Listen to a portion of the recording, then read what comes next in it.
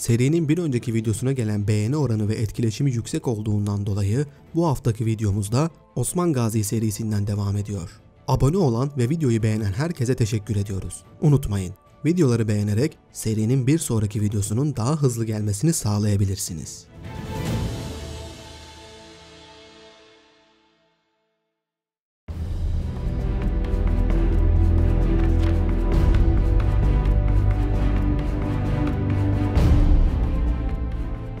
Kulacahisar'ın Osman Gazi tarafından yıkılması ile İnegöl Tekfuru savunmasız durumda kalınca Karacahisar Tekfuru'na haber yollayarak "Neye durursun? Seni ve neslini esir ederler.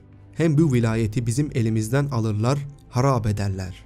Kendileri bir garip Sufi Türkmen değillerdir ki biz de ona göre muamele edeydik. Şimdi bunları bu vilayetten çıkarmazsak son pişmanlık fayda vermez," dedi. Bunun üzerine İnegöl Tekfuru ve Karacahisar Tekfuru Osman Gazi'ye karşı anlaşmış ve birleşmişti. İkisi de ordusunu Söğüt ve Domaniç'te bulunan Osman Gazi ve mücahitler üzerine sevk etmişti. Bu iki ordu Osmanlıları tarih sahnesinden tamamen silmek için yürüyordu.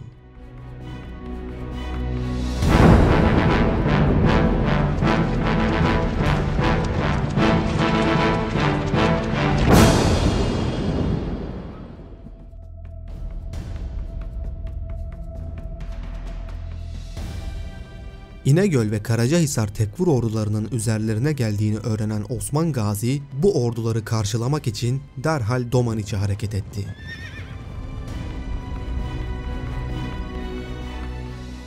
İkizce'ye ulaşıp Domaniç belini aştıkları bir alanda Doğu Roma ordusuna karşı pusu kurup beklemeye başlamışlardı.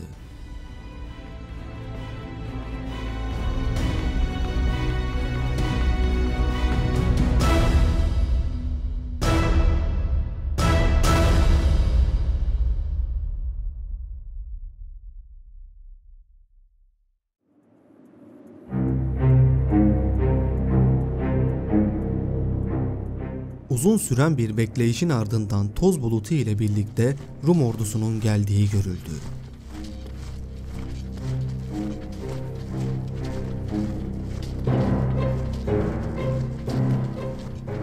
Mücahitler Osman Bey'in emrini beklemekteydi.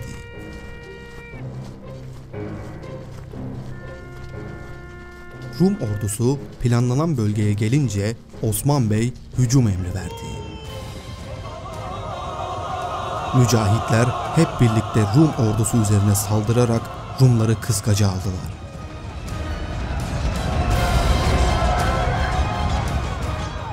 Rumlar hazırlıksız yakalanmalarına rağmen sayıca üstün olmalarının avantajını kullanarak mücahitlere zor anlar yaşattılar.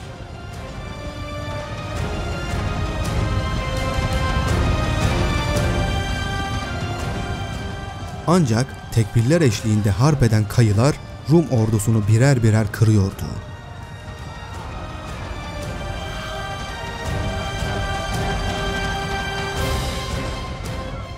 Bu şiddetli çatışmalar sürerken Osman Bey'in ağabeyi Sarıbatu aldığı darbe sonucunda ağır yaralanarak şehit oldu. Sarıbatu'nun şehit olmasıyla Kayı saflarında bir anda hüzün ve gazap rüzgarları esmeye başladı. Kayılar tam bir gayretle Rumlar üzerine fırtına gibi çöktüler.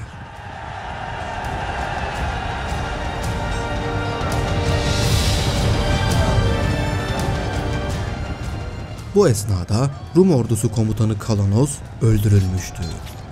Başsız kalan Rum ordusu dağılmaya ve kaçışmaya başlayınca Kayılar peşlerine takıldı.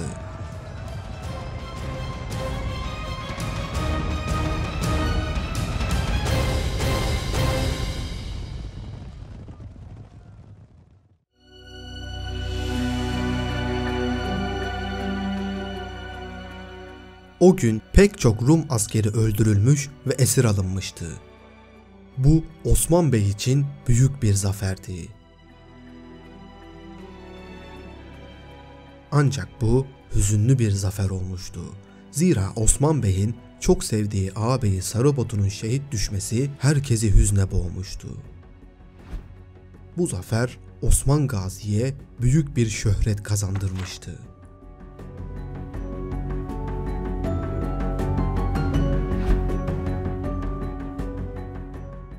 İnegöl ve Karacahisar Tekfur ordularının Söğüt'e saldırdığını ve Osman Bey'in onları mağlup ettiğini haber alan Anadolu Selçuklu Sultanı, "Karacahisar Tekfur'u bize isyan etmiş. O kafirler böyle işler yaparlar. Bizde İslam gayreti yok mudur? Tez asker toplansın," diye emir vererek ordusuyla Konya'dan Karacahisar üzerine yürüdü.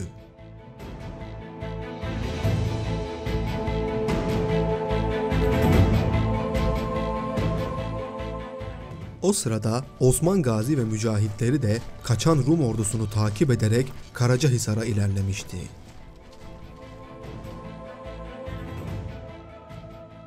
Sultanın ordusu ile birleşen Osman Gazi durumu sultana bildirdi.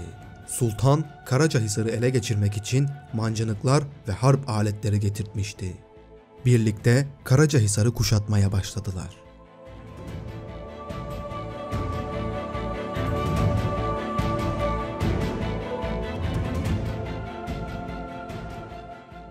Kuşatmanın 3. günü Konya'dan gelen bir takım feryatçılar sultanın huzuruna girerek "Bayıncas Tatarı Konya Ereğli'ye saldırdı, şehri harap edip ateşe verdiler," diye haber verdi. Bunun üzerine sultan Osman Gazi'yi çağırdı. Hisar kuşatması için getirdiği bütün silahları Osman Gazi'ye teslim etti. "Oğul Osman Gazi, sende saadet nişanları çoktur. Sana ve senin nesline dünyada karşı koyacak kimse yoktur. Benim duam, Allah'ın yardımı, evliyanın himmeti ve Hazreti Peygamber aleyhissalatu vesselamın mucizeleri seninledir," dedi. Ardından kuşatmayı Osman Gazi'ye devrederek ordusuyla Konya'ya döndü.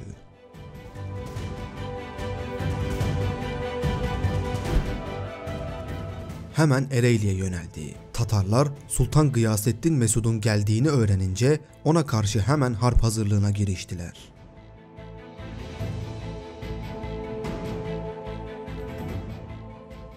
İki ordu Biga höyüğünde karşı karşıya geldi.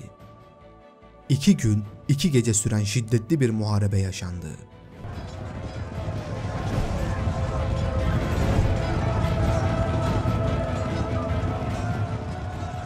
Sonunda sultan Tatarlara karşı galip geldi. Ereğli halkının yaptıklarından ötürü Tatarlara hiçbir şekilde merhamet gösterilmedi.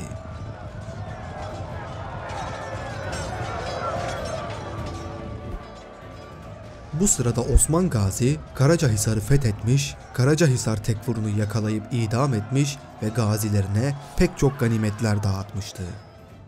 Osman Gazi şehirden elde edilen ganimetlerin bir kısmını yeğeni Aktimur ile birlikte Selçuklu Sultanı'na göndermiş ve fethi müjdelemişti. Bu habere çok sevinen sultan Aktimur'a ikramlarda bulunarak Osman Gazi'ye Hisar fethetmek için gerekli olan harp aletleri gönderdi.